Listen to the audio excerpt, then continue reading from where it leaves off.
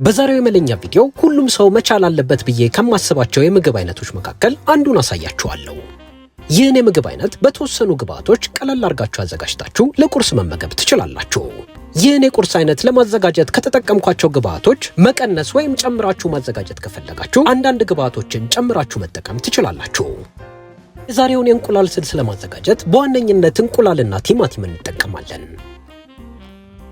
ቲማቲሙ ምስሉ ላይ በምትመለከቱት መሰረት በደንብ ፈጭታችሁ ታዘጋጁና 4 ፍሬን ደቆ የተከተፈ ነጭ ሽንኩርትና ፍሬው ወጥቶለት በትንንሹ የተከተፈ አረንጓዴ ቃሪያ ታዘጋጃላችሁ።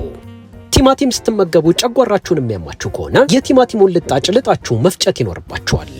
በተጨማሪ የምታዘጋጁት የእንቁላል ስልስ ልዩ የሆነ ጣዕም እንዲኖረው ከፈለጋችሁ በደንብ የበሰለ ቲማቲም ብትጠቀሙ መክራችኋለሁ።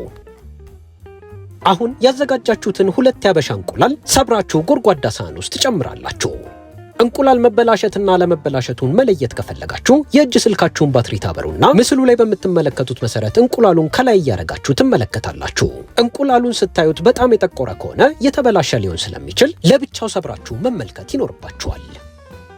2ቱን እንቁላል ሰብራችሁ ከጨመራችሁ በኋላ 2 የሾርባ ማንኪያ ወተት ትጨምራላችሁ። ብዙውን ጊዜ እንቁላል ሳዘጋጅ ወተት ወይም ውሃ ስጨምር ተመልክታችኋል። ወተት የምጨምረው እንቁላሉ ለስለስ ያለ ጣዕም እንዲኖረው ስፈልግና ቀዝቃዛ ውሃ የምትጠቀመው ደግሞ እንቁላሉ በደንብ እንዲፈረፈርልኝ ስፈልግ ነው። በተጨማሪ ወተት የምትጠቀሙ ከሆነ የእንቁላል መጠኑ ከፍ ይልላችኋል። እንቁላሉን አረፋ እስኪያወጣ ድረስ ከመታችሁት በኋላ ምድጃችሁን በዝቅተኛ ሙቀት ትለኩሱና አነስተኛ መጥበሻ ትጥዳላችሁ። በመቀጠል የመለኛን የተነጠረ ለጋ ቅቤ ግማሽ የሾርባ ማንኪያ ከላይ ታደርጋላችሁ። ይህን ወርቅ የመሰለ ቅቤ ጨምሮ የተለያዩ የመለኛን ግብአቶች ማዘዝ ለምትፈልጉ የመለኛ ተከታታዮች ሁልጊዜ እንደተለመደው የኢንስታግራም ገጻችን ላይ መልእክት በመላክ ማዘዝ ትችላላችሁ። የማረቆ በርበሬ፣ የተለያዩ የሽሮ አይነቶችን፣ የወጥ ማጣፈጫ ቅመሞችን፣ የቡላ ዱቄት፣ የገንፎ እህል፣ የአጥሚት እህልና ቆንጆ ሚጥሚጣ ለሽያጭ አቅርበናል። መጥበሻው ላይ ቅቤውን ጨምራችሁ በዝቅተኛ ሙቀት ካሞቃችሁት በኋላ ያዘጋጃችሁትን ነጭ ሽንኩርት ከላይ ተጨምሩና የምድጃችሁን የሙቀት መጠን መካከለኛ ላይ አድርጋችሁ ነጭ ሽንኩርቱ በከፊል እስኪጠበስ ድረስ ሞቅ ታደርጉታላችሁ። እዚህ ጋር ነጭ ሽንኩርቱን ለመጥበስ እንዲሁም ቅቤውን ለማቅለጥ ከፍተኛ ሙቀት የምትጠቀሙ ከሆነ ቅቤው ሊጨስባችሁና የምታዘጋጁትን የምግብ ጣዕም ሊያጎረናባችሁ ይችላል። እዚህ ጋር ዘይት የምትጠቀሙ ከሆነ ከፍተኛ ሙቀት መጠቀም ትችላላችሁ። ነገር ግን ቅቤ በከፍተኛ ሙቀት ቶሎ ስለሚጨስ በመካከለኛ ሙቀት ማብሰል ይኖርባችኋል። ነጭ ሽንኩርቱ ምስሉ ላይ በምትመለከቱት መሰረት ተጠብሶ ልክ ቀለሙን መቀየር ሲጀምር የምድጃችሁን የሙቀት መጠን በተወሰነ መልኩ ትቀንሱታላችሁ። ይህንንም የምታደርጉበት ምክንያት ቲማቲሙን ስትጨምሩት ወጨፎ እንዳያቃጥላችሁ ነው። አሁን ከናንተ ራቅ አርጋችሁ ቲማቲሙን ትጨምራላችሁ። በመቀጠል የምድጃችሁን የሙቀት መጠን በደንብ ከፍ ታደርጉትና ቲማቲሙን ከነጭ ሽንኩርትና ከቂቤው ጋር በደንብ ትቀላቅሉታላችሁ።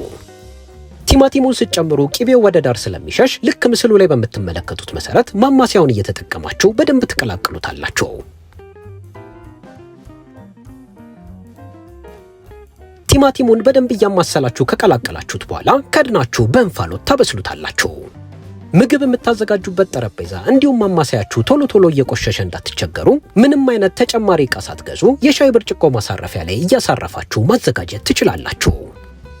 የምድጃችሁን የሙቀት መጠን በደንብ ከፍ አድርጋችሁ ከድናችሁ ለተወሰነ ደቂቃ ቲማቲሙን ካንተከተካችሁት በኋላ ከፍታችሁ ደግሞ መልሳችሁ ታማስሉታላችሁ። ቲማቲሙ ሲፈጭ መሃል ላይ ያልተፈጨ ካለው እዚህ ጋር በማማሰያ ታማስሉትና ታፈርሱታላችሁ። ቲማቲሙን በእንፋሎት እያማሰላችሁት ስትሄዱ እየወፈረላችሁ ይመጣል። ይህንንም እየከደኑ እያማሰሉ የማብሰል ሂደት ቲማቲሙ በከፊል ውሃውን እስኪጨርስ ድረስ ትከተላላችሁ። ቲማቲሙ በከፊል ውሃውን ከጨረሰላችሁ በኋላ የማጣፈጫ ቅመሞች ታስገባላችሁ። እንደ ማጣፈጫነት ግማሽ የሻይ ማንኪያ የሮዝመሪ ዱቄትና ግማሽ የሻይ ማንኪያ የቀረፋ ዱቄት ተጠቅሜያለሁ። የምታዘጋጁት የእንቁላል ስልስ ትንሽ የማቃጠል ይዘት እንዲኖረውና የበለጠ ጣፋጭ እንዲሆን 1 የሻይ ማንኪያ የመለኛን ሚጥሚጣ ከላይ ትጨምራላችሁ።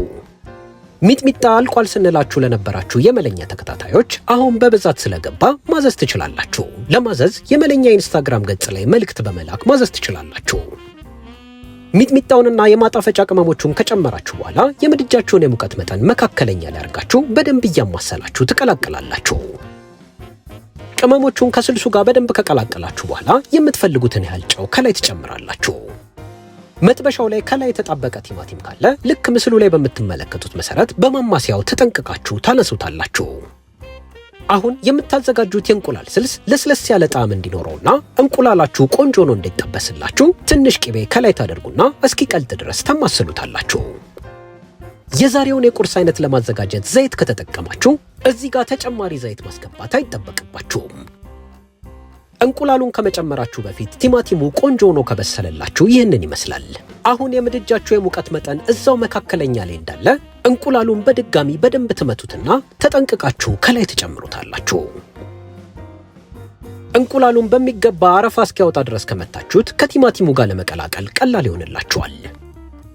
እንቁላሉን ቲማቲሙ ላይ ከጨመራችሁ በኋላ እጃችሁ ሳያርፍ ቀስ እያላችሁ ታማስላላችሁ። እንቁላሉን የቲማቲም ስልሱ ላይ ከጨመራችሁ በኋላ በጣም ቀጠን ያለ ይሆንባችኋል።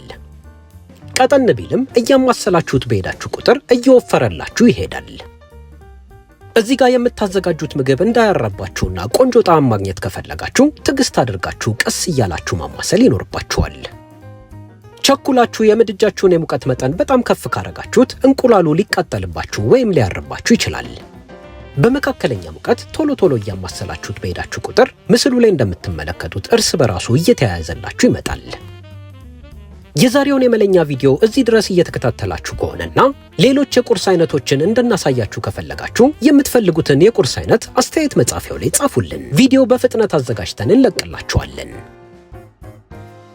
እንቁላሉን ጨምራችሁ በመካከለኛ ሙቀት ሳትሰላችሁ አማስላችሁ እርስ በራሱ ካያያዛችሁት በኋላ ለስለስ ያለ ጣዕም እንዲኖረው የተወሰነ ቅቤ ታደርጉበታላችሁ። የማቃጠል ይዘቱ ከፍ እንዲል ከፈለጋችሁ ደግሞ ተጨማሪ ሚጥሚጣ ከላይ መነስነስ ትችላላችሁ። እንቁላሉ ውሃውን ጨርሶ ቆንጆ ሆኖ ከተጠበሰ በኋላ ይህንን ይመስላል። አሁን ሲታይ እንዲያምርና ትንሽ የማቃጠል ይዘት እንዲኖረው ከትፋችሁ ያዘጋጃችሁትን አረንጓዴ ቃሪያ ከላይ ትነሰንሱበታላችሁ። አሁን የእንቁላል ስልሳችን ዝግጁ ሆኗል። አሳምረን ደግሞ እናቀርባለን። እኔ ከእንቁላል ስልሱ ጋር እንደ ማባያ እንዲሆነኝ ከዚህ በፊት ያሳየኋችሁን ቂጣ፣ ሚጥሚጣ፣ አቮካዶና በቤት ውስጥ የተዘጋጀ እርጎ ከጎን አቅርቤያለሁ። ቂጣውን፣ እርጎውን እንዲሁም አቮካዶውን መቀነስ ከፈለጋችሁ የእንቁላል ስልሱን ብቻ በእንጀራ ወይም በዳቦ መመገብ ትችላላችሁ። ይህን የእንቁላል ስልስ በየቤታችሁ ከሞከራችሁት የመለኛ የቴሌግራም ግሩፕ ላይ ፎቶ እያነሳችሁ ላኩልን። ሐሳብ እንዲሁም አስተያየት ካለን እንሰጥበታለን። ቴሌግራም ላይ መለኛ ግሩፕ በሚል የመጠቀሚያ ስም ታገኙናላችሁ። የእንቁላል ስልስ እንግዲህ ቀለል አድርጋችሁ በቤት ውስጥ በዚህ መልኩ ማዘጋጀት ትችላላችሁ። ይህን ምግብ ሞክራችሁት ሁላችሁም እንደምትወዱት ተስፋ እናደርጋለን። የዛሬውን የመለኛ ቪዲዮ ስለተከታተላችሁ ከልብ እናመሰግናለን።